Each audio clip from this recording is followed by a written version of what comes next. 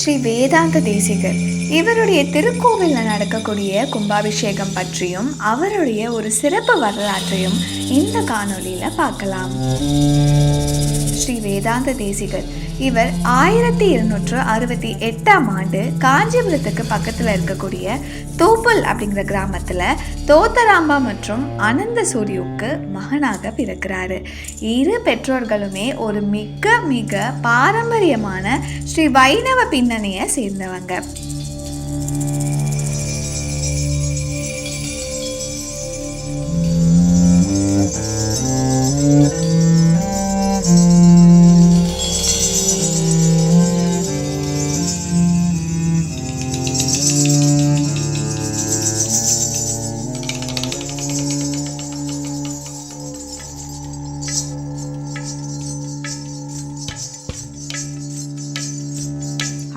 வயசுலேயே தேசிகரனுடைய அபார அறிவுத்திறன் வரதாச்சாரியாருடைய கவனத்தை ஈர்த்ததா சொல்லப்படுது.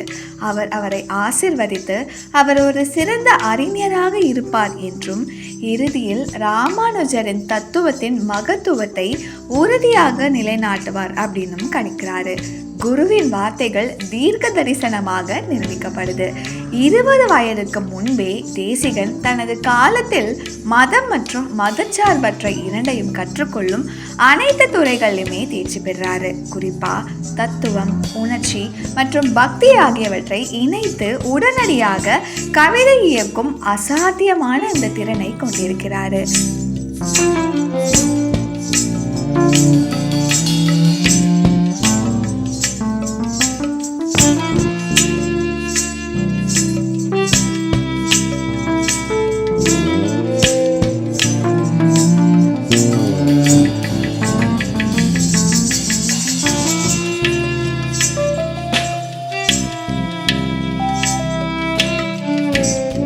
விவாத கலையில் அவருடைய நிபுணத்துவத்துடன் இணைந்து அவருக்கு கவி தர்க்கிக சிம்ஹா அல்லது கவிஞர்கள் மற்றும் விவாதக்காரர்களுக்கு இடையே சிங்கம் அப்படிங்கிற பட்டத்தையும் பெறாரு.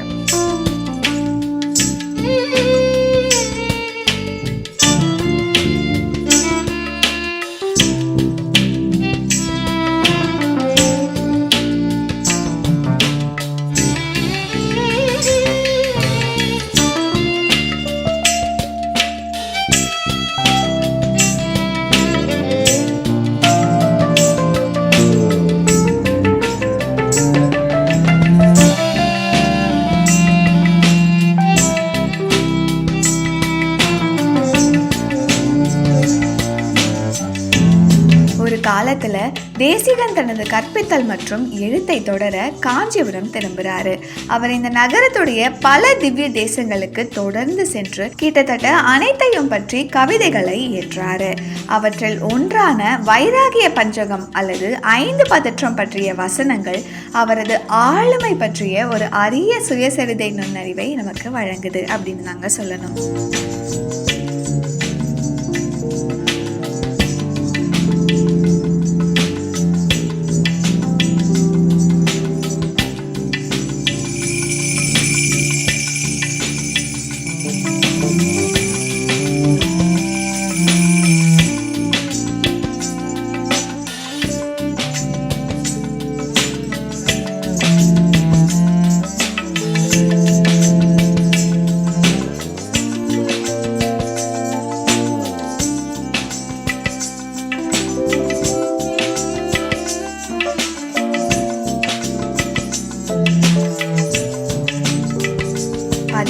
நூற்றாண்டின் இறுதியில தான் பல அத்வைதிகள் ஸ்ரீரங்கத்திற்கு வந்து ஸ்ரீ வைஷ்ணவர்களை விவாதத்திற்கு அழைத்ததாகவும் சொல்லப்படுது. வயது முதிர்ந்த சுதர்சன சூரி அந்த பணியை ஏற்க தயாராக இல்லாததுனால ஸ்ரீரங்கத்தின் ஸ்ரீ வைஷ்ணவர்கள் தேசிகர சவாலை ஏற்க அழைக்கிறாங்க. அவர் சவாலை ஏற்றுக்கொண்டு தனது எதிரிகளை வென்றதாகவும் கூறப்படுது. அதன் பிறகுதான் ஸ்ரீரங்கத்தில் குடியேறக்கூடிய வாய்ப்பை பயன்படுத்துறாரு. இப்போது போலவே அப்போதும் ஸ்ரீரங்கம் வைஷ்ணவ கலாச்சாரத்தின் மையமாக இருந்திருக்கு. மத உரையாடல்கள் மற்றும் கோவில் விழாக்கள்ல மிகவும் தீவிரமா பங்கேற்கிறாரு.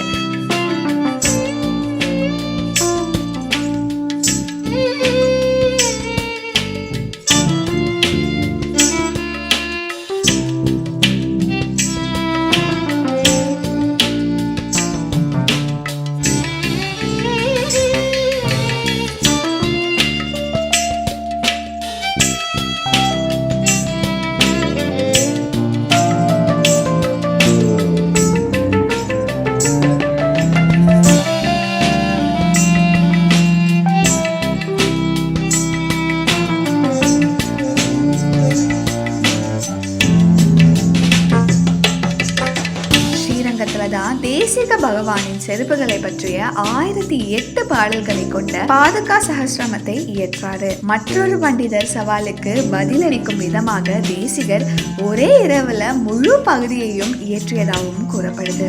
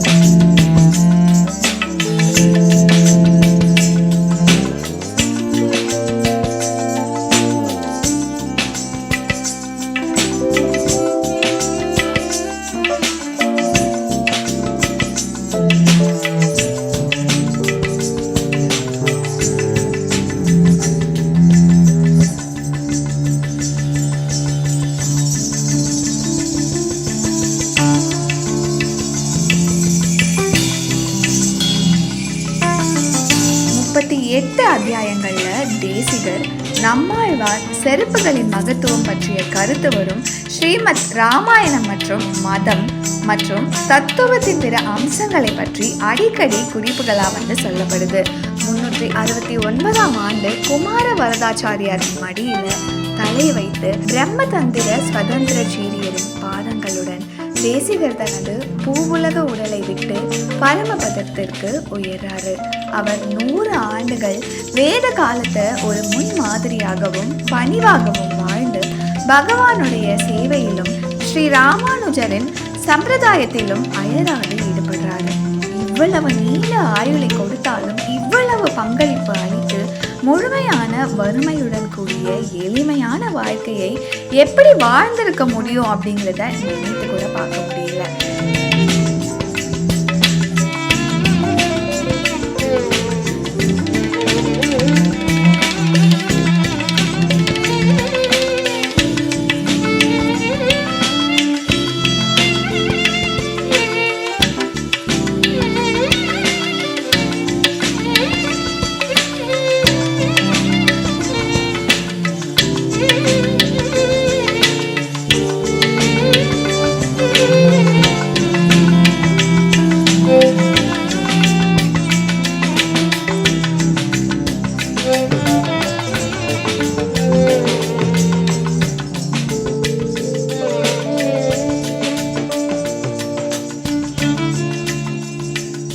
இத்தகைய சிறப்பு வாய்ந்த ஸ்ரீ வேதாந்த தேசிகர் திருக்கோவிலுடைய கும்பாபிஷேகம் மிக விமர்சையா நடைபெறுது. பல்லாயிரம் மக்கள் ஒன்று கூடி இறைவனை வழிபட்டு நல்லாசியம் பெறாங்க.